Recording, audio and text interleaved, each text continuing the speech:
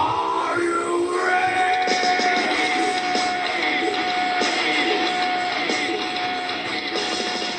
Welcome, everybody, to the Weekly Grind Podcast, episode number 8. I am your host, Keith Fabbri, with my co-host tonight, Doctortoddlee and Deborah Jean Terpstra. Guys, how we doing tonight? Awesome. All right. Todd, we got Deb with us tonight, and she's going to be on the episode with us tonight. We're talking about natural bodybuilding versus enhanced bodybuilding and the differences between the two, so we can kind of get some maybe some myths dispelled that we have, some common myths that are out there between the two of them, and come to some common ground here so that people can kind of know what they need to be doing if they're fitting one of those criteria. So, Deb, welcome to the show. Thanks. And my pleasure. We are going to let you talk a little bit about yourself here, but first I'd like to introduce her to those who don't know Deb. She is a NPC women's physique competitor and a lifetime natural women's physique competitor in the NPC, which is kind of cool because that's not necessarily always the norm. So, Deb, go ahead and tell us a little bit about yourself, maybe some of your contest history, and tell us why you chose to be natural all these years. All right. So I started competing in 2014. My first show was the Kalamazoo, our local show here. There was not a lot of competition, but I did win my first show, and it was pretty exciting. Hey, Todd, were you one of the judges at that show? Probably. I remember you on the skirts of the sport from 2011. Even insofar as you came up to the judging table and said hi to me and Dino in 2013. So it was like before you ever competed, people knew who you were and were waiting for you to hit the stage. So I'm not surprised you hit with a bang. Aww. Because you are the best poser I've ever seen in my life at women's physique. And I'm glad you kept it natural because you still look very feminine, which is awesome. There should be way more women's physique women like you. Well, I'm done now. I don't know what else to say. You're too kind. You're too kind. So I want to just say that I started lifting in 2010 when I was going through my divorce, and I started going to school at Valley, and I started lifting in the basement. And I was lifting for probably about 6 months, and somebody came up to me and asked me if I was getting ready to do the Kalamazoo. And I had no idea anything about bodybuilding competitions or that it was something that was that close to me. And I'd only seen like fitness competitions on ESPN. And I remember like the first time that I thought like that's really cool, I think was when I saw Triple H from like watching wrestling. So I just thought like, it's like, you know, everybody has their start. Maybe they saw like a magazine or something. That's what I remember seeing. And I was like, wow, that's what a man should look like. Right. You know, no pressure. No pressure, right? It's just super impressive. So that was kind of in the back of my head. And so going through my divorce and everything, I just started trying to figure out some way to get through that. And lifting was what got me started. And I lifted a little bit when I was in middle school and high school on our swim team. And I just remember liking being in the weight room more than being in the pool. So it was kind of in the back of like, so it kind of went full circle and I came back around to it. And I was real skinny when I went through my divorce. I was like 122 pounds. And I just noticed that I started building muscle pretty easily. And somebody thinking that I was going to do a competition was big motivation. And as soon as I heard about, I started looking into bodybuilding and everything, then it just, I started friending people that I could get a hold of on Facebook, and I would ask anybody questions who was willing to talk about the sport. So the first time that I was going to compete was in 2013, and I was getting ready, and I was probably like 2 or 3 weeks out from the show that I was planning on doing, and my car went out and I had to pay like $700 for brakes. So I had kind of decided that my car was more important. And right. Also one of the guys from my gym, you know how you go through prep and it just messes with your head and you're not sure that you are ready. I went to one of the guys at my gym who was a judge, and I asked him if I was too small for women's physique, and he told me yes. And so that just like, I was like, okay, I'm not going to do it. So Right. it took like 9 months. I think I added probably another 5 to 7 pounds of muscle, and that's when I competed at the Kalamazoo in 2014.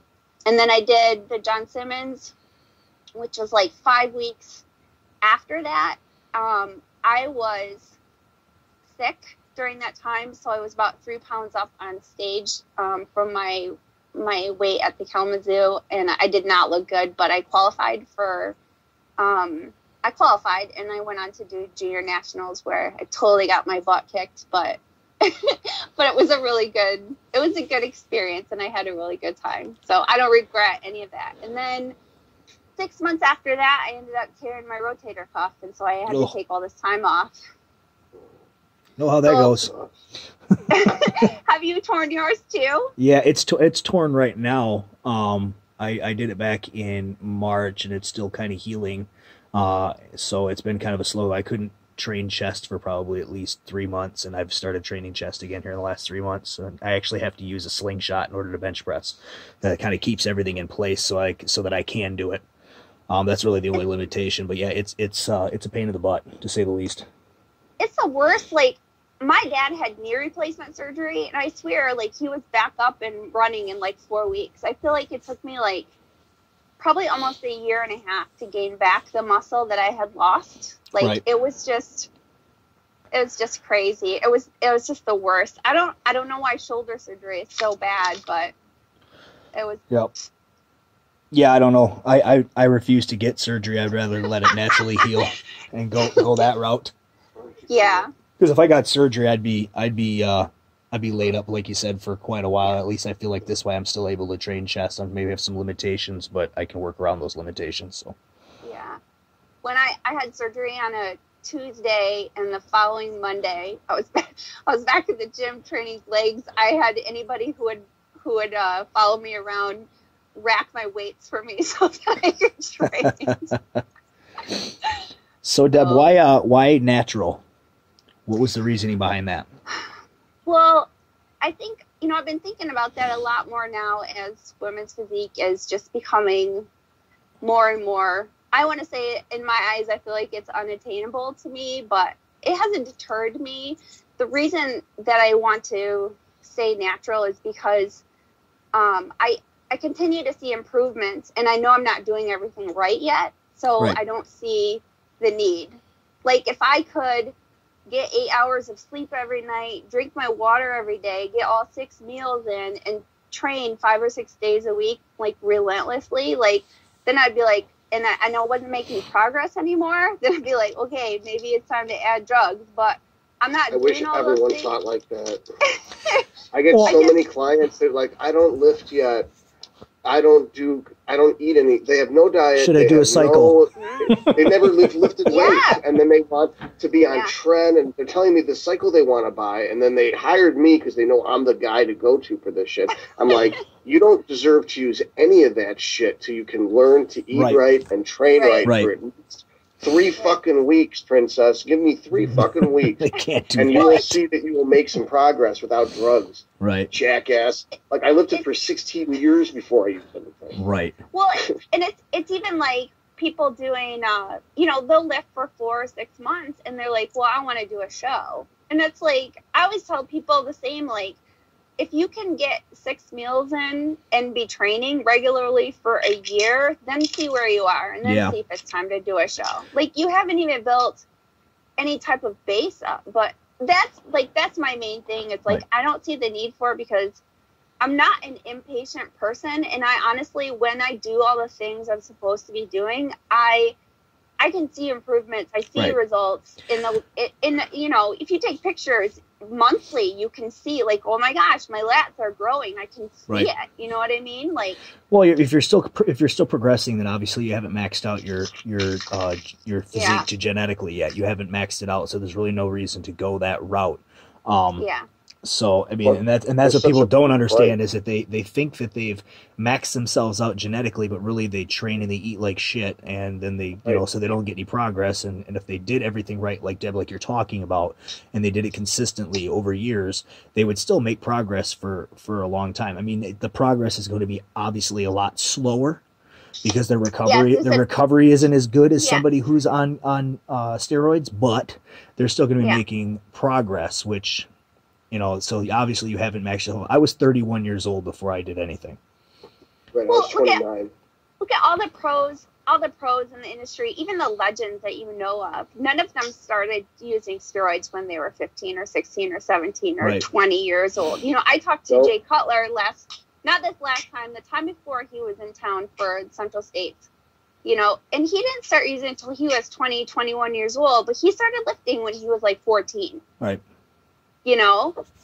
And most of those guys. Well, and the thing is that people need to understand about them too is they're the 0.5% of the population. Most of those guys would have turned pro natural regardless in the IFBB. Ronnie Coleman was completely natural when he turned pro.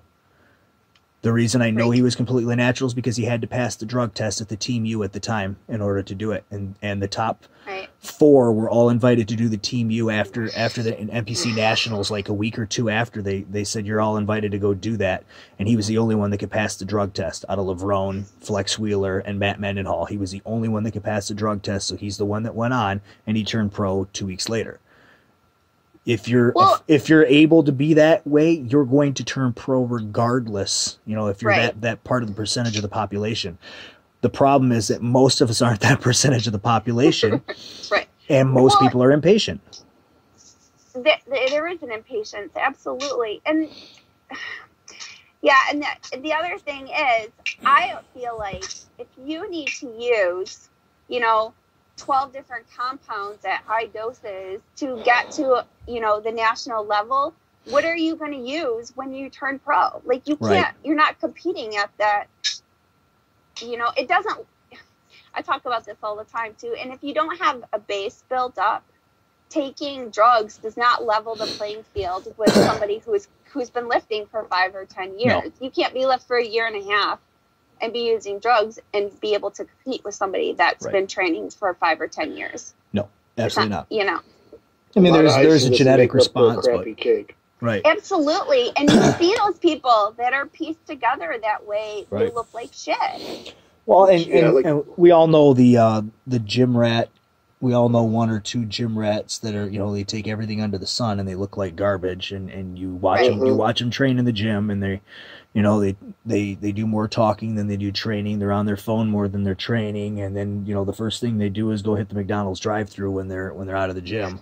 And they wonder why they can't. Right. They wonder why they're. Well, then the thing is that they look at you. But it's a chicken. They look at you and they wonder why they can't look like you do. And the reason why they can't look like you do is because they don't realize that you've eaten you're working on meal 4 or 5 for the day. It's all been clean. It's all been calculated. It's all been weighed.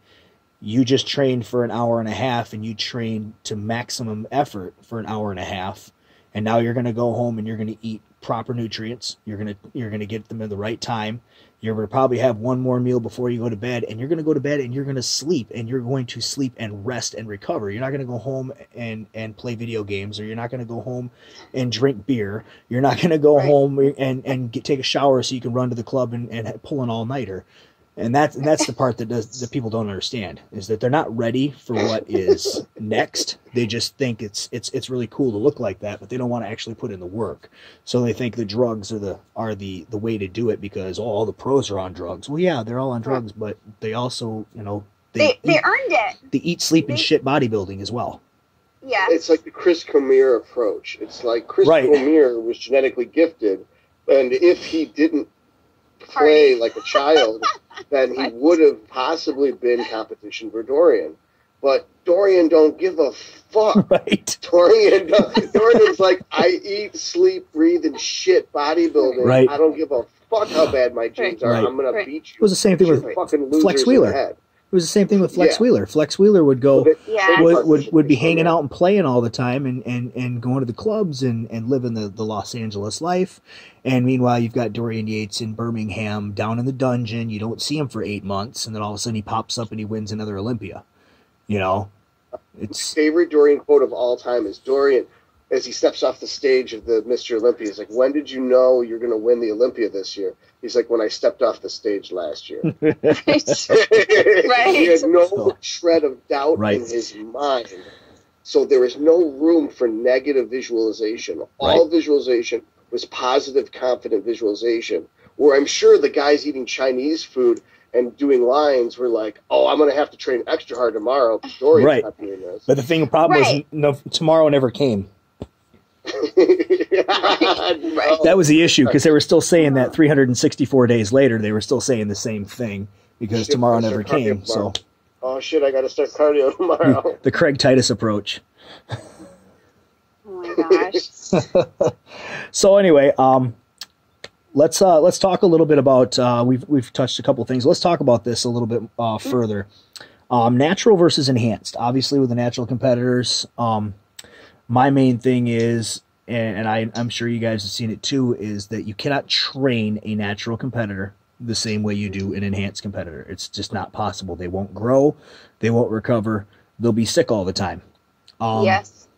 Most natural competitors I see are in the gym, and I love it when I see this. They're in the gym trying to train like Jay Cutler, and they're trying to do these high volume mega training sessions of 2 hours, you know, going heavy and trying to work, 2 and 3 sets to failure on every exercise, you know, and you just watch them and they never progress, and you'll see them go hard for a week and then you don't see them for a week. And it's because they're probably at home, sleeping, recovering from what they did the week before, and they're sick, because, they worked themselves into a tizzy. In your guys' opinion, Todd, we'll start with you. Correct number of days.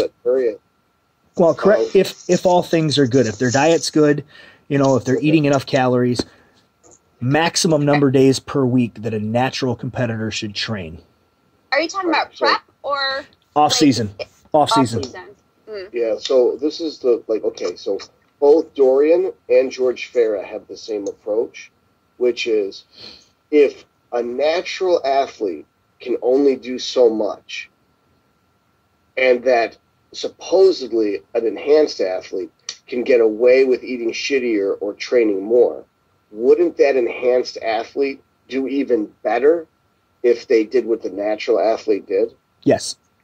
So therefore, my approach has always been that, like, a Dorian style of 2 days on, 1 day off, or 2 on, 1 off, 3 on, 1 off, with one set beyond failure. Yep.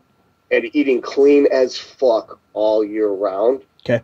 Unless you cannot hit your calories with clean food. Right. Then you add in a little sprinkling of shit throughout the day, or a full-blown cheat meal every night at night before you go to bed. Otherwise, you just keep cheating the whole day because you're riding the insulin wave. Right. But basically, the approach is that the way that natural athletes train is correct, and the way that enhanced athletes train is incorrect, and that enhanced athletes should still train as natural athletes and only use enough gear to help them recover. Right. Not use more gear to get artificial strength and size or cut gains. Because when they come down, their bodies revert, and then they go through a psychological depression, and they go back on at a higher dose, and they're constantly increasing their dose till they have health consequences. Or in the case of women, physical disfigurement in the face. Right. So I would say 4 days on, 1 day, 2 days on, 1 day off is the optimal way to train. Okay. Deb, what do you think? I was just laughing because I was thinking about that was another reason why that I like being natural, because I like my face. I just like it the way that it is. Right. Like a woman's face. Yeah, kind of girly. Yeah, I'm not one to judge. I mean, everybody has their opinion on it. I mean, obviously we all know what overuse will do to a female. Yeah. As far as so if they want to, if somebody, some women just don't. Yeah. They don't give a fuck. They're just going to do it anyway. I'm not judging, and I have No, and that's what I'm saying is that they, I mean, that's a personal, again, that's a personal choice. If they want to do that because they don't care, go for it. No, just use that for your taco. Deb, how many days a week do you think would be optimal for a natural, as long as their food and their diet and stuff is all right and their recovery time as far as the rest and everything, and they're not doing all the other auxiliary crap? I would say, I'm speaking from experience. I know that if I try to train 6 days in a row, it's tough. Yeah. And I train now. My training style has changed over the last couple of years just because I realize that I'm not pushing myself the way that I need to. Right.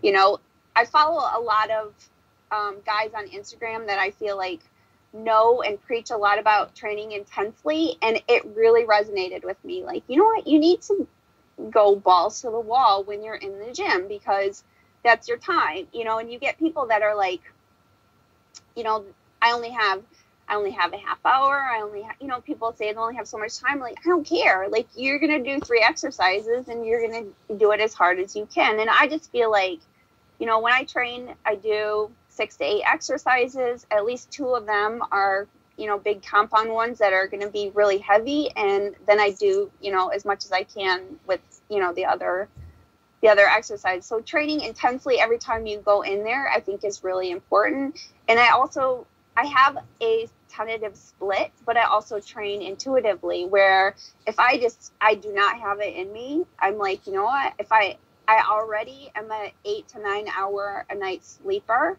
So I feel like people are very disconnected from their body, not just with lifting, but with recovery. And I feel like if you can find that connection, you're going to be able to find a training style intuitively. And I would guess it's, if I were to say approximate, it's going to be 5 days a week, whether it's, I have a client who had a baby. He's like 3 months old, and she started training when he was 7 weeks, and she does 3 days and then a rest day and 3 days and a rest day. And that's just the cycle that she's on. And It's been working very well for her. And I think that's pretty accurate for anyone that is a natural competitor. Well, for me, what I do with my starting clients too. Yeah. Is I have them do a cheat meal on their rest day, then legs, push, double recovery, pull, and then so they have a 4-day week. Day 1 is jack and shit and a cheat meal. Day 2 is squats and legs. Day 3 is bench and press, delts, tries. Day 4 is deadlifts, the rest of back, traps, and buys. Obviously, girls don't do traps unless they're physique. And then it starts over. It's a 4-day week. Yep. So if they're good and they don't fuck up, they get 2 cheat meals a week. But my cheat meals are like 4 tuna rolls for girls or 6 tuna rolls for guys. And then if they cannot fuck that up for an extended period of time and they're trying to gain weight, then they move go on a little dirtier. But usually it's like spinach queso dip, 6 margaritas, and like ice cream cookie. Right. I'm like, what the fuck? That's like 1,000 calories each item. That's like 3,000 calories. That's like a self-hatred meal. Right. The alcohol. I could go on forever about alcohol and how there's not you just want to be fat because have you ever met a person who is in awesome shape and they're like, yeah, I drink wine every day? You're like, it never happens. It never happens. Nope. It's just like the downward spiral, rock bottom credo. Yeah. Right. It's someone hates himself if they smoke and drink. Just suck down the Karo syrup, like the high fructose. Ugh. Yeah, alcohol is the worst. And anytime somebody comes to me about a diet and they're like, am I going to have to give up my wine? I'm like, no. Yes. I'll take your money for years and years and years if you don't make progress. Like, it's terrible. But you cannot drink and make any type of physical body composition change for the better. No. While Nothing. you're pouring alcohol into your body. It's so funny because they lie and they're like, oh, I have a glass of wine every night. I'm like, you mean a bottle? A bottle? Well, now, Todd, their glass is in the shape of a bottle, okay? Yeah. And it may or may not contain 40 ounces, okay? I'm like, I have them read my alcohol article, and they don't get it. And it's like, okay, a drink is 4 ounces of wine, one shot, or 12 ounces of beer at 4%. It's ultimately 14 grams of alcohol is one drink. Right. So it's like, well, I only had one beer. Was it a 40? Yeah. Well, that's 3.5 beers. Oh my or gosh. 3.3 beers. Right. Was it Steel Reserve at 8%? Okay. Well, then that's 6.66. Right. You add more than the 6-pack, not one beer. Liar.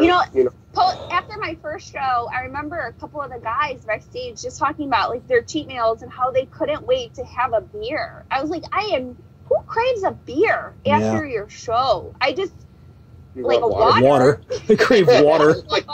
Water. Give me some water, please. Some water and a Pedialyte. That's what I want. As far as the training goes for me, Todd, my weight management clients, it's a lot like that. I do 4 days. It's push, pull, legs. And then for guys, I'll give them another day for their weak body part. And I'll do like 2 days on, 1 day off, 2 days on, 2 days off for the week. For girls, it's push, pull, legs, or actually legs, push, pull. And then that 4th day for them is plyometrics. So I have them doing some kind of HIIT cardio, but still strength training and stuff. Now, but for that idea, what I found is if you try to have a girl do plyometrics and they're a weight management client, it's dangerous. Yes, it's true. They can't do the plyos because they have so much excess body fat. Well, I won't do that to the ones that are like that are that point. They just get push. They get push pull legs and they get an extra cardio day. That's what they get. I'm just walking. This is one of the things I see most often in the gym with personal trainers is you see very overweight people. Get the 400-pound person trying to do like jump squats. Yeah. Yeah, or like walking lunges. I'm like, I can barely do walking lunges. I've actually stopped one personal trainer before because he had a girl trying to do, God, I don't remember what the hell he had her trying to do, but she was at least 3 bills, and he had her, and she could barely walk. She could barely walk as it was, and I'm like, dude, why do you have her doing that? She can't physically do it. She's gonna hurt herself before she's gonna ever gain anything out of it. You're better off just having her walk on the treadmill. Or get on the elliptical for a half an hour and then have her sit her butt down on a bench and have her do shoulder presses and curls and stuff and just something to burn some sort of calories. And when she loses 100 pounds, then you can have her start doing some of this other stuff that you would like her to do. She can't do bench step-ups. Not only that, but it's embarrassing for them to have to try to do that in front of people in the gym. And that's why people don't come back. I usually do it one time. I do it one time so they can learn what they can and can't do, and then I just scrap everything they can't do. Like the ball against the wall squat, as deep as they can go. Right. Stuff like that. I've had people do stationary lunges, but they're like holding onto a bench or something. Exactly. And you're still trying, you're rolling the dice with that still, even depending on how big they are. As far as the bodybuilders go, now when I get competitors that are natural, Todd, I'm an advocate for DC training. That's what I'll do. Ooh. I'll do DC training. I'll have them do either 3 days a week or every other day, rotating through their training. And I feel like that works the best because it gives them a hard, intense, beyond failure training day with a day off. And then a hard, intense training to failure or beyond day and then another day off. Okay, so you go upper, lower, off? Upper, lower, off. Every other day they train, or some of them, if the recovery is even not even that good, we'll do just 3 days a week with them. Okay, so let me get that straight. So you're saying Mondays upper. So like it would be Tuesdays off. Yeah, we'll say we'd start with Monday. Wednesdays lower and arms. Thursdays off. Fridays upper. Right. Saturdays off. Sunday is lower and arms. Is that what you're saying? Yes. So it's every other day. That makes sense because I didn't do that when you told me to do. I did upper, lower, upper, lower, upper, lower. Oh my God, my whole body's dying. Oh my gosh. Yeah, you got to have a day off in between. Oh my God, my whole body's dying. I do. It would be like Monday, Wednesday.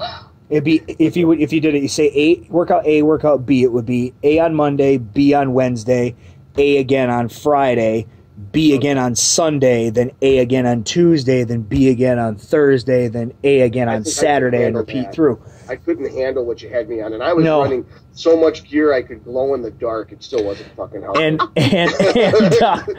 And then like if their recovery's not even that good, like if their recovery's, you can tell who's on gear. You turn the lights off. Yeah. And whoever is glowing. In Todd's case, yes. If your fitness turns the dog into tentacle monster. And then I get the ones. I get the ones that don't even have that good a recovery where they can do that, and then we'll just do Monday, Wednesday, Friday. So it'd be A, B, A, and then they wouldn't do B again until Monday again, and then rotate through. So they're only 3 days a week. So they're doing like every other day and then 2 days off. So their central nervous system can kind of catch up a little bit and then go. So that's what I think would be optimal. You get a genetic freak and he can train 4 days a week. Then you give them the 2 days on, 1 day off, 2 days on, 2 days off split. But those guys are few and far between. So wait, are you saying parts, or are you saying actual upper and lower? Like what? It would be DC training. The way it's structured is that you do one exercise per body part. So workout A would be chest, shoulders, one exercise for back thickness, and one exercise for back width. Okay. Then it's like bench press, military press, deadlifts, pull-ups. And pull-ups, right. And you're doing a couple warm-up sets, building up to a heavier weight, and you do one all-out set of rest pauses to failure. Okay. So 3 looped rest pauses to failure and a little bit beyond. If you can do like some static holds and stuff with some of that stuff, especially for like pull-ups, if you get a weighted chin or something and you fail on the last one and you just kind of hold that partial static for a minute. And then you stretch every muscle out, and then you take a day off, and then you come back in the next day and you do biceps and triceps because, they're easy body parts. There's not a whole lot that's going to go there. And then you do hamstrings, and then you do calves and then quads. And then you take a day off. Awesome. And then you go again. That's the basis of DC training. It's kind of like Dorian's training. It's the Dante Trudell DC training. It's the dog crap stuff. Yeah, it's dog crap training. That's what it is. Yeah. Like I've done a couple of sets. I have on that, but all my natural guys do that, and they love it. Not only they love it because they get strong as hell off of it, but they actually see results and they don't overtrain. You can still feed them a bunch of food. They grow real quick. Like I got a men's physique guy right now he's put on 30 pounds this year. Wow. And I just dieted him down and most of it's muscle. Nice. So you just put together a dog crap type system where you added either post-loading FST7 or front-loaded FST7. I'm actually doing it right now. And how is that working? It's working fantastic. Because I was going to ask you if this went well for you. Yeah, I wanted you to help me. We've been working on. I've been kind of playing around with it. And the first week I did, I kind of want I don't know, necessarily want a natural guy to do this because of the FST7 element and stuff. No, I have a guy. We're going to talk about this after the show. I have a guy that you could do this with. Okay. Here's my guinea pig, my sacrifice. Yeah, I've got sacrificial lamb. What I've been doing is, and I had to find something because of my shoulder injuries and stuff, and my knees are starting to, I'm getting old and shit. So I got to find something different for myself for I just call it old man training, but it still has the element of DC in it. So. Lady cranking. Like for chest, I've been doing start off with bench press, and I'll do 3 warm-up sets, and then the fourth set is a 3-loop rest pause. But instead of doing a 3-loop rest pause, I'm only doing a 2-loop rest pause.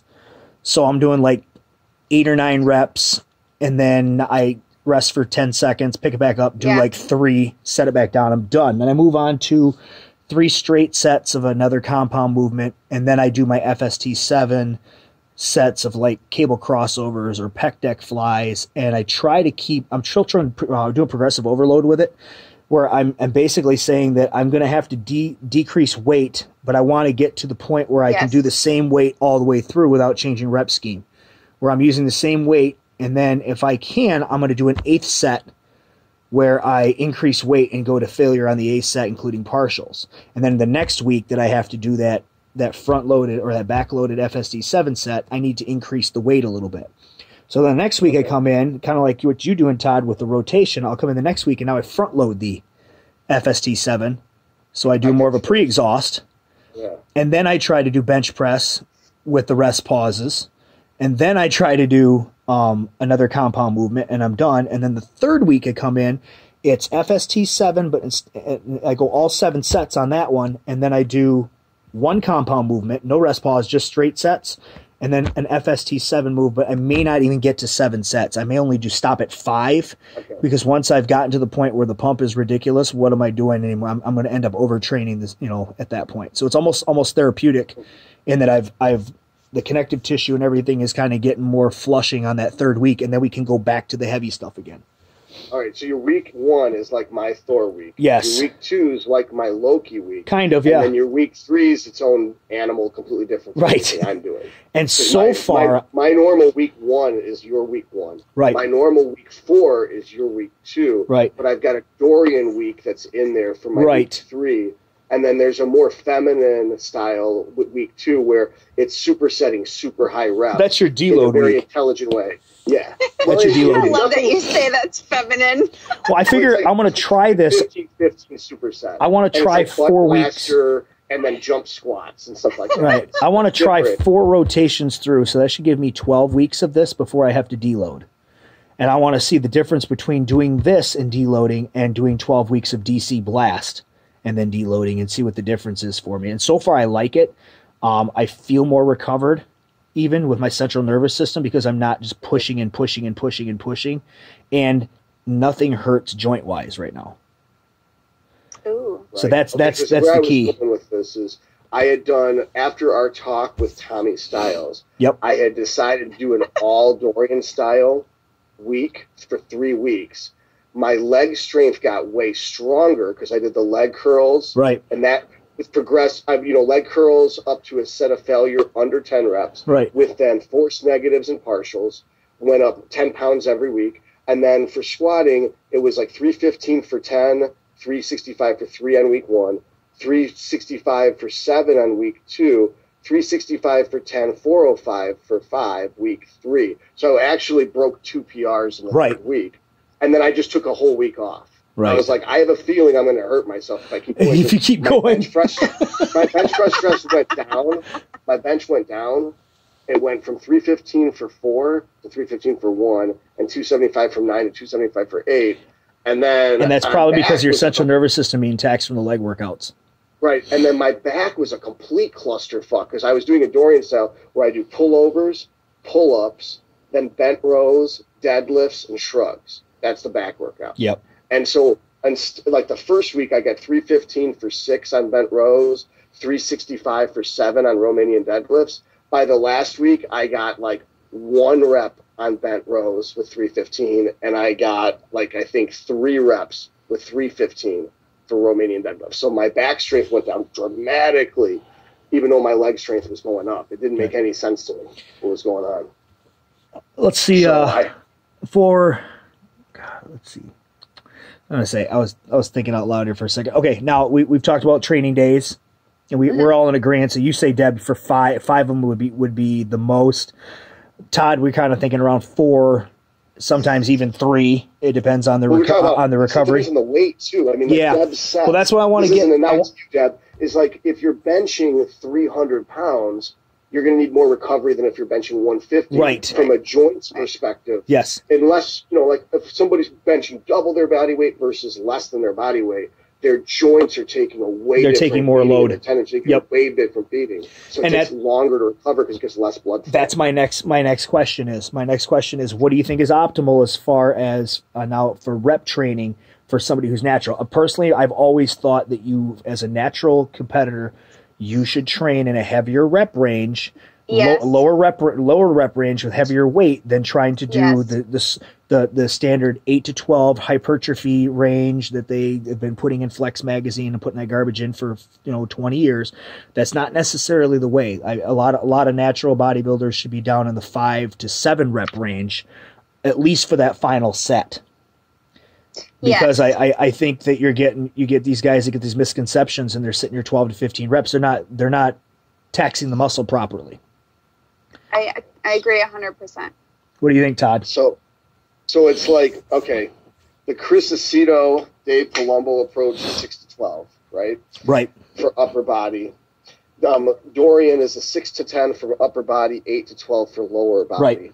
And Kai Green is 20 reps for every body part. So yeah, but that's a little bit different animal there with Kai Green. Right. So my point is, Kai's are you driving drugs to the tissue? Exactly. Up to grow the muscle with sarcoplastic expansion, or are you breaking down the fibers to recruit MGF to laterally move and donate a nucleus from stem cells? Right. And the answer is you could do both, and that's why we do our alternating system, and why Deb does her heavy as fuck, and then a bunch of light shit afterward. Is that she's going to break the tissue down because she hates it, and then she's going to go pump it full of all the nutrients from her battle meat that she's drinking into her workout. Right. And then that's going to heal the tissue as she goes. And then she's going to drink the battle meat post afterward, and it's going to grow that tissue that she broke down with both the mTOR and the AKT pathways for both contractile element growth and sarcoplastic expansion. So the answer is, which is better? Well, if you're not on drugs, you're going to get way less sarcoplastic expansion, way less out of high rep training than if you are. That doesn't mean it doesn't have its place for natural bodybuilders, but a natural bodybuilder has to fuck his shit up, basically. He has to do so much trauma to his body. His balls are like, oh my God, we're going to die. Right. And then release testosterone, and pituitary releases growth hormone, and then those hormones start the repair cascade. If you're not injecting those hormones, you have to induce those hormones. Yes. And the only way to induce those hormones is fear of death, either subconscious fear of death or actual fuck I'm gonna die fear. Well, and there's a couple of ways of doing that too, even just increasing the time under tension. If we're talking about joints, you can do 6 slower range repetitions and still get that same type of breakdown versus, you know what I'm saying? Like, yeah, oh no, time under tension has its place. I agree with both of you and stuff, and that's why I kind of like the DC model is for the natural guys, because they are training in a heavy rep range and stuff, and it kind of uses both within the rest pause, because if you're failing at like 6 or 7 reps on their first portion of rest pause, and then you're only giving the muscle 10 seconds to recuperate, just enough time to get oxygen to the lungs so that you can breathe again, and then hitting it again for failure, and then repeating that process, you've now failed essentially 3 times in like 50 seconds. Mm-hmm. You broke down the cross fibers already. They haven't fully recovered already, and now I'm going to hit them again. So now we're driving nutrients into the muscle. And now we're going to do it again. So you've actually done the same thing all in one set. That's why I like the DC approaches for the natural, because they're getting all that all in one, and they're not overtraining to the point where they're 5 to 7 reps and they're failing on that last one. And now we're going to go do another exercise in the 8 to 10 rep range. And then we're going to try to get 1 or 2 exercises where we're pushing out 15 to 20 reps to move blood. Well, what are you actually moving at that point? You've already done the work. Now you're just overtraining the muscle, and you're beating it. You're literally beating a dead horse. Well, but as far as joints go, what you were talking about though, like I can't, with my recovery from my shoulder, I've also had, I have a little bit of tendonitis still in my elbow, and my left biceps tendon gets inflamed pretty regularly, and my your vagina to be there. I was going through your butt. Oh, Todd, it's never a dull moment. Oh my God! I went to slap Serena in the butt, and she bent over at the wrong time. Oh my gosh. Anyway. Yeah. My physical therapist was talking to me, especially because a lot of those chest exercises put a lot of wear and tear on that biceps tendon. Yes. And she was saying heavier, slower reps are going to are going to recruit muscle and do, you're going to do a good job, but you're going to have less wear and tear on your joints and, increase that inflammation. Well, it's going to recruit different muscle fibers. If I'm bench pressing, 400 pounds and I'm just going fast, like Branch Warren style, where I'm just bouncing the bar off my chest, I'm really not recruiting all the muscle fibers I possibly can. Now, if I can slow that down, if I can go down to 315, and now I can make each repetition a 3-second negative with an explosive positive, but I'm not bouncing off my chest, I'm recruiting different muscle fibers. I'm recruiting more negative strength, which negative strength is your strongest strength. So that's the one that is going to fail the very, very last. Your next strongest strength is your static strength, just holding the bar in place. And then your weakest strength, which is what everybody trains the most, is your positive energy. Yep. And I've always been very slow and controlled with my repetitions. Not so slow that we consider it time under tension, but a 3-second negative, a 1-second explosive positive, with maybe a little bit of a squeeze on isolation movements where I can actually squeeze, like on a bicep curl or on a tricep on a rope push down or something, where at the squeeze point where I can actually contract the muscle there. I try to get a full range of motion with stretching and squeezing and stuff, but still heavy, but controlled. And I think that gets kind of lost in translation when you say go 5 to 7 reps. They're like, okay, load it up. Let's bounce the bar off our chest a few times and see what happens. And you're just using all inertia and you're not using any kind of muscle energy. I feel like I follow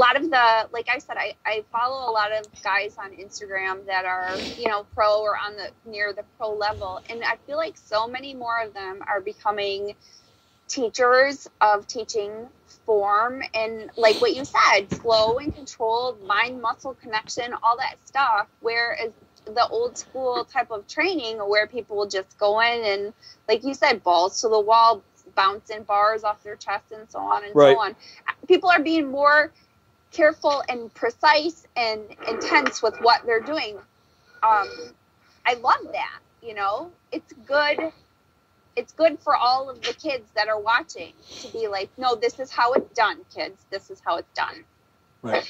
I mean, you get more out of holding it an inch off your chest for a split second and then changing direction than even touching your chest. Right. Oh, those rest pause. Oh my gosh. Like you come down slow, slow. You stay there for a full second, and then you explode out of the hole, but stop 90% of the way up. Don't lock it out. Right. Like a do that with my squats too. Yeah, hack squat. Exactly. The hole is like, oh my gosh, what you thought you could do 15 reps, now you can only do 6 or 7. Yeah. 6. I've always trained like that too. So like when people looked at my numbers a few years ago, they're like, God damn, you're weak. And then they lift with you in person. They're like, oh, you're going to hold that? You hold 225 for 3 seconds at the bottom of every rep? And you're like, yeah, it's how I load my glutes. I have to feel my feet, dig my toes in, push the floor apart, load my glutes, and explode out of the hole with my glutes. Otherwise, it's going to be all quads, and I'm going to get knee damage, and I'm going to whine like you. And then they're like, oh, yeah. It's like I'm trying to grow an ass here. I'm not trying to get knee damage. Right. So, all right. So we've talked about that. Now let's talk about nutrients. I think that's probably the most important thing, is that they're eating properly for a natural. We all know that the insulin sensitivity between an enhanced athlete and a natural athlete is completely different. You can get away with eating way more carbohydrates as an enhanced athlete as you can as a natural athlete. So, Todd, let's talk a little bit, since it's more your expertise here. Let's talk a little bit about why that is. All right. So, simple answer is the androgen receptor doesn't do what people think it does. It's not like some magical thing where you just grow muscles. I feel that the androgen receptor's biggest function for muscle growth is how it potentiates the effects of the IGF-1. So if IGF-1 drives carbohydrates into muscle cells and out of fat cells, ipso facto, that's what we're really looking for. If test upregulates GH then upregulates IGF-1, and IGF-1 causes cell swelling and splitting, then if heavy training causes MGF to recruit the satellite cell to donate a nucleus to the cell, and the IGF-1 is what causes the cell to utilize that new nucleus to split and become 2 cells, then that's the big function of, and the estrogen receptor does it too, that you need androgen and estrogen receptor co-stimulation with IGF-1 and you'll get cell hyperplasia, cell division. What medical science says is not possible. Is actually possible. It is with drugs and proper nutrition and proper training, all done together. Yes. Basically, the Dorian methodology. Dorian's training with Dorian's very simple type of nutrition, which is very similar to Justin Harris. It sounds just like Dorian's approach. Yep. And Dorian's cycles weren't that crazy. Dorian's cycles were like 250 test or 500 primo, 150 tren, and 50 Winstrol the week before the show. Yeah, and in the off season, he was using 750 milligrams of Sustanon and a little bit of GH. That was it. But he was a water balloon and looked miserable. Yeah, he looked extreme. Well, when he was 300 pounds and he'd literally roll himself out, but yes. yeah, that looked horrible. I've always used that as an example of what I don't want to look like in my off season. So I'm sure he would probably agree if he did 250 tests and 500 DECA or NPP, he would have been a bit drier. Yeah. Than that 750 Sustanon. Yep. And then, I mean, too much GH is not a good thing. Right. That there's an upper limit on the IGF-1 return on the GH. Yes. But, if GH's big function is IGF-1, and test big functions IGF-1, and insulin's big function is that it mops up the insulin receptors, freeing the IGF-1 to bind to the IGF-1 receptors, not the insulin receptors. And IGF-1 will drastically improve someone's insulin sensitivity. Right. Whereas a natural competitor, they're going to be behind the 8 ball on that, and they're going to have to be more and more conscious about their diet and limiting, their food intake. Their carbohydrate intake is going to have to be around training, basically, and that's the only time they're going to be able to take in carbohydrates. Yeah, I'm nodding my head right now because I'm, this is what I tell people. Even with, I get a lot of women that have they've been on starvation diets, and when you're reintroducing carbs like that, the first thing I do is get them on training and put the carbs pre and post workout. Yep. Well, they've never had this many carbs before, and now they're not getting fat. How is that possible? It's the time. It's the time when they're being put in. Yeah.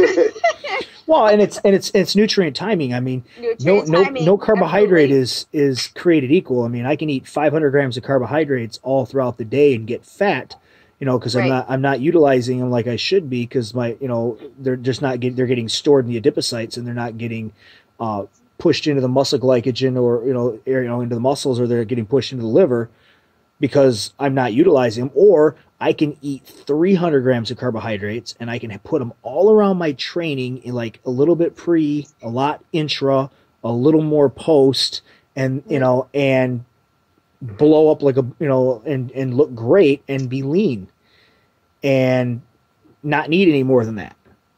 And and you can just look just chunky and fat on 500, or you can look chunky and fat on 300 and just take those same 300 and move them around your training, and it's amazing. The difference. Have just M&Ms before bed and look like total dog shit on 200. Exactly, or 100, or 100. It's true. Or you could. I mean, I've seen plenty of people that are like, I don't understand. My carbs are only 75 a day. Yeah, that's the problem. They're only 75 a day, and you're eating them first thing in the morning and late at night before bed, and it's all from oatmeal. Exactly. And you're not eating and oatmeal together at the same time first thing in the morning. Then I eat broccoli all day. What's wrong? Right. And you're not and they're not able to get enough nutrients in through the day, so their metabolism is at a freaking crawl. So they look like they're 2 weeks out of a show. That's their normal diet every day, and after we all know after a couple weeks that's gonna start going downhill on you very, very quickly. And I do the same thing. I do the same thing. I'll put carbs in around their training, and I'll start there. I'll start there, and then I'll start reintroducing the carbs. And as they improve, we'll start adding carbs into meals around the training and stuff, and maybe a little bit in the morning, and they continue to grow. And breakfast. Yep. Those are the three places I'm like, you can have them when you wake up in the morning, when your glycogen stores have been depleted all night long, and pre and post workout. Yeah, usually I'll just use fruit first thing in the morning, maybe a little bit of oatmeal. Maybe a little bit of oatmeal with that fruit, so I get a little source of both. It just depends on the individual and how quickly their metabolism responds to what I'm doing. But yeah, I say, I mean, I've had natural competitors where I give them 200 grams of carbs for the day and it's all around their training and they're fine with it and they just do protein fats the rest of the day. And then I've had other ones that if you, even around their training, and if you give them a carb, they're done. They can't have them. And most of the time though, that's metabolic damage from a prior coach that starved them for a year straight. Well, I work with a lot of women who just have come off the stupid food guide pyramid where they're supposed to eat 1,200 calories a day. So that's what they've been eating, and that's like nothing. You know what I mean? So. Yeah, I won't even go below 1,500 on a weight management client, and that's I start them at 1,500, then I start trying to add calories, and they're amazed that they get up to like 1,800 or 1,900 calories a day, and like I'm still losing weight. Yeah. You're right, you are. That's right. But that's the goal, is to get the metabolism back up to where it's supposed to be. And I think a lot of that you can take some of the stuff that you've learned from weight management clients who aren't people that are training for competition. They're just in the gym exercising for health, and you put some of those things to the natural competitors, and I think a lot of natural competitors just have it all wrong with their food choices and with how many calories they're trying to consume. Because the old adage is, and I see it with some of these natural guys is, yep, I competed, I got to improve, I got to put on a bunch of weight, and I got to get fat, I got to get bigger, and they get fat, and that's all they do, they get fat. Okay, so this brings up, I have a question that I want to talk to you guys about. So how fat do you allow a female competitor to get into the off season? Because I have two schools of thought on this, and I want you to tell me what you think. Man, the problem with that is that, again, estrogen is just a son of a bitch to deal with, and no two, like I said, no carb is created equal, no two estrogen molecules are equal. Some women, it's impossible to keep them that lean. Case by case. Yeah, they keep them that lean, and other women, it's not that hard to keep them lean. They just have to want to do it.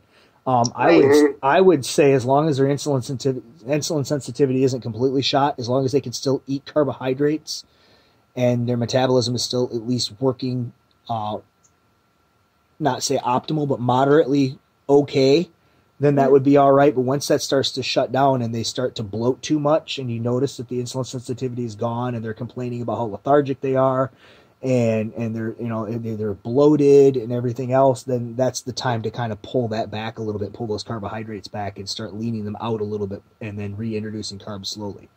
That's my take on it. I mean, obviously you'd like to keep them within 15 pounds of stage weight, but you'd like to, but to put on size in the off season, it's difficult, especially for a female. It's especially different for a female because of estrogen. Yep. Todd, what do you think on that one? I don't fuck with their shit that much when I diet them down. Okay. I do it slow, crazy slow, and I never use drugs, even though they win and people don't believe that they're natural. It's like you can't convince people they're natural. They're like, but you're like, you glow in the dark, you're so into drugs. How could your athletes be natural? It's like, because I'm a fucking wreck and they're perfect. And I'm able to do something with a perfect, if like an angel fell from fucking heaven and all I had to do is like, oh, you haven't been eating burgers and fries and cakes and cookies your whole life. Right. It's going to be way easier to deal with you. So like somebody like me who's experimented on himself for years, I kind of need this shit to stay alive. I'm like Frankenstein with gear. But like for a normal human, it's like I can take someone who's never used this shit like a girl and just... I could just take a girl and be like, all right, this is what we're going to do. We're going to do this thing called training to failure. And then it ends up vacuuming all the nutrients into the muscles. Right. I think we got an echo going. Wow. Yeah, there's an echo going. And then, so bottom line is, I don't really crazy do nothing to get them in shape. It's like I'll add in cardio, take away carbs, add in cardio, take away carbs a little bit. If it looks like they're not going to make the show and we're out of carbs to take away and we have no more room to add cardio, rather than fuck up their thyroid or their hormone responses, I'm like, pick a new show.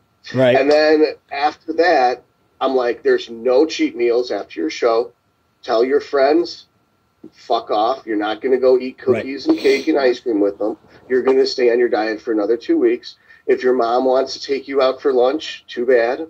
that they're all frenemies. They all hate you. They all want to see you get fat. Well, they really do though. We've had this discussion with Justin before. Yes. They really do hate you. They all hate you. They're trying to ruin everything you're doing. Buy me fucking pizza. No man takes me out to buy me ice cream. No one takes me to get fucking donuts. There's nothing part of the male culture. So it's like, I fucking hate you and how great you look. I'm gonna ruin it. You guys were talking about that because it's so true. I have so many of my female clients who are in office settings, and they're like, all the other they all bring donuts. They're seeing me lose weight. They're like, why are you eating that? Why do you have chicken and broccoli and a little, and then I brought donuts for you. Right, and they're sitting in front of their cubicle with the donut half bitten into with the jelly and stuff hanging out of it going, don't you want a bite of this? Don't you wish you could have a bite? No, bitch, I don't. Yeah. Get out of here.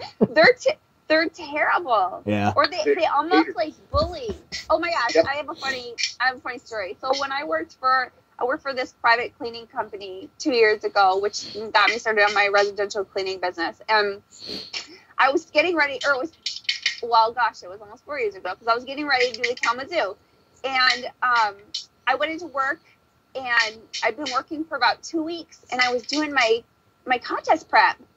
And we're sitting in the lobby, and the one other girl that I was working with, she turns to my boss, and she goes, and this girl, and she points to me, she goes, is vacuuming at Helene's, and she pulls a chicken breast out of her pocket. Like, it was time to eat. Sorry. I used to stick them in my underwear in surgery. And then I'd be like, I've got IBS. I've got to go to the bathroom. Was that the same week that you were... bathroom. Was that when you were when you were getting paid to deliver a baby, but you were running up and down a hill? Yeah, I mean, in the cemetery, running up and down the hill for my cardio in the middle of the night, and they'd be like, the beep would go off, be like, she's at 3 centimeters, and I'd run to my car and drive back. It's like just don't let the baby come out till I get there. I need the points. Right. Oh my gosh. Well, but they would. So what I'm saying is, I don't let them get heavy in their off season. I'm like, did you do this show so you could get fat? And they're like, no. I was like, you did this show so you could look hot and as the thing, right? the problem with that is, and stay that way. The problem with that is, guys, is that it's with estrogen and stuff, and a man, and whether he's enhanced or he's natural, it doesn't make a difference. Men come back from that a lot better. They tend to lose that weight because of the non-presence of so much estrogen. Females, they can't do it. If you let them blow up like that, they're going to stay blowing up for a while. Things are going to come down very, very, very slowly the next time you try to diet them down. So yeah, Todd, you're not letting them get fat is the best way. Like I said, I try to do the same thing, but I try to monitor it. If they're okay, then we kind of let it slide a little bit. I kind of maybe say something to them like, okay, I don't think we need to put on any more at this point. I think we're fine. Or I just won't say anything at all, and I'll just start dieting them for no reason. I'm like, hey, we're gonna do a little lean out phase here for the next 4 weeks, and we'll pull them back a little bit without them really knowing why you're doing it. Bring them back, and then I kind of find that happy zone, and I keep them there. Well, it's like I'm not their friend, and I'm not their husband. I'm their coach. Right. Like, you were supposed to fucking hate me. I'm going to tell you the truth, whether you want it or not. And if you want to be lied to, go hire one of those bald fucks. Well, if you want to be lied to, go post a picture on Facebook. Because everybody will lie to you and tell you how great you look. People to give you emotional support. Like, right. Oh, my God, you look so great. What a powerful journey. And it's like, fuck that shit. Why not just be a fucking queen and have them bow before you so you can walk on their pathetic backs? Right. Just don't get fat in the first place. After the fat off, take fat sounds away. like the guys that or the girls that post their pictures post-show when they should have won. They think they should have won, so that all their friends. Wait a minute, that day. Todd. Weren't we just talking about that before we got Deb on? I guess I didn't sleep with the right judges because I didn't get first. God, bitch, you didn't do anything. That's why you didn't get first. Deb, before you came on here, we were just talking about this before you called in. We were just talking about this from over the weekend. Somebody did that, and God, I hate when that happens because 99% of the time you can look at those pictures and go, I can tell why you didn't win. Yeah. I can tell why you took 3rd or 4th or 5th or didn't place top 5. And your attitude about the whole thing is not helping your case at all. Yeah. I had the year I tore my rotator cuff, or I tore my rotator cuff in 2014, the end, and then I had surgery in 2015. So I knew I wasn't going to be able to compete or do a whole lot in the gym. That was the year that I judged. I judged that whole year, either test judge or judge every show in Michigan except for like one. And one of the shows, I had a men's physique guy who I sent him judges' feedback. He ended up posting it on his Facebook. And he's like, yeah, the judges said I was too big. And in my comments was like, you're very blocky. You're going to, your waist is very wide. You're going to need to build more shoulders. You're critiquing his physique the way he's asking you to. Bench physique guy like he's a boy. You got to talk to him like it's a girl. That's why, I mean, straight up. Like they're doing a hot body competition. So telling them they failed the competition is telling them they're not pretty enough. Well, he was saying he had a point there. He was too big, and I'm like, no, you're not too big. You're not shaped like a men's physique guy. You don't have the right structure, is what you're essentially telling him. Yeah, we got to work on your sensitivity, Deb. Right. All right, guys. Let's see here. Okay, Deb, you you have your own business. You have your own website. What is that? Withmefit.com. Is that what it is? It is, yes. Okay, and that's where people can reach you if they want coaching or weight management or anything like that. Okay. It's withmefit.com. It's withmefit.com. Yep. Okay. My client results are right on the click on the client results if you want to see. Awesome. You can see pictures and get testimonials and Awesome. All right. Well, this is the Weekly Grind podcast brought to you by Valhalla Labs at valhalla-labs.com. You go on there, you can get their Fenris-free pre-workout, the Toddlee MD test booster combo pack with a Thor's hammer test booster, and the new Battle Mead intra and post-workout training combo, which I personally love. Todd makes the supplements himself. That's all his years of hard work and dedication to the sport and just knowledge in both the medical field and in biochemistry put to good use. I tested those products. I use them myself. So if anybody has any questions on them, they can get a hold of Todd. They can get a hold of me, and I would be glad to talk about them. I've actually got videos on my Facebook that are posted on the products. Deb, I'd like to thank you for coming on tonight. It's been great. It's been a pleasure. We will have you on again. Actually, we're going to have you on December 13th, I believe the date is, that we're doing the all-female episode with yourself and IFBB Pro bikini competitor Amy Landry and IFBB Pro women's physique competitor Delane Hart. We'll be on that with you. So privileged. Yes. I feel so privileged. Honored to be asked. Yes. And you're an incredible athlete of your sport, Deb. It's an honor to have you on our show. So sweet. All right. So, Todd, I just want to say thank you because every time I've ever seen you in person, like I don't even get to say hi, and he just writes this whole biography for me for whoever's standing there, and I'm like, I've not even done anything. Like, it's amazing. You're too kind. I'm just your biggest fan, let's face it. Yeah. I hide in the shadows because it's like she won't talk to me. I'll just talk her up when someone else walks by. Too funny. All right, guys. Next week, Todd, we got Justin Compton coming on. We're gonna talk about NPC Nationals. We're going to do preview the NPC Nationals a little bit. We're going to talk about the 2012 Nationals where Justin turned pro. He's going to kind of tell us some of the backstories from that. Todd, you were there for that one.